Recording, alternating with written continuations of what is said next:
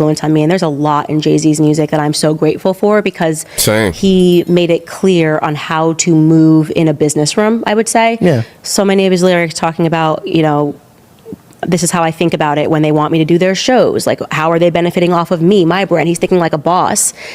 But then he gets up on stage and him and his wife tell people to vote for Hillary Clinton. I know Jay-Z is smart enough to know that's wrong. I know he's smart enough to know that's wrong because I listened to the DNA of his music. So if you got out, why don't you tell other people how to get out? And that's when I lost respect for Jay-Z, and it is what made me gain more respect for Kanye, because he is willing to say stuff that makes him unfavorable in Hollywood, where I think Jay-Z really cares about what Hollywood thinks about him. Do you know what I mean? Absolutely. Jay-Z, unbelievably talented, can't deny it. Beyonce, unbelievably Absolutely. talented, can't deny it. Kanye West, I would say a genius, can't deny it. Unfortunately, you stood on someone who is very up and down with what he says.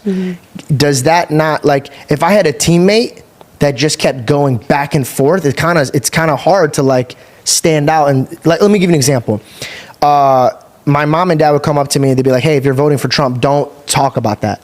And I was like, damn, we got to a place where it's hard to even voice what you're voting for or what you're siding with. Believe it or and then not. I realized that my mom was trying to teach me a lesson. Be careful on who you stamp your name on. For sure. Believe it or not, my mom did the exact same thing. Because now how they act or how they portray themselves or any of that is going to reflect you. Because people are going to be like, well, you signed off on this man.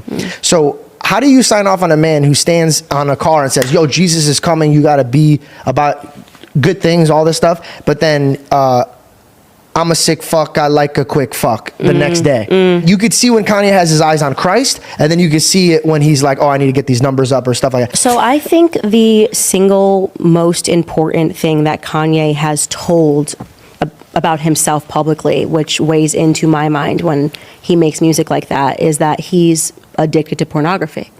He's talked about that. It's a huge societal ill. Like, it's not something that men normally talk about, like being addicted to pornography, being addicted to sex, talking about how he felt like he was introduced to pornography too early, right? And Yeah.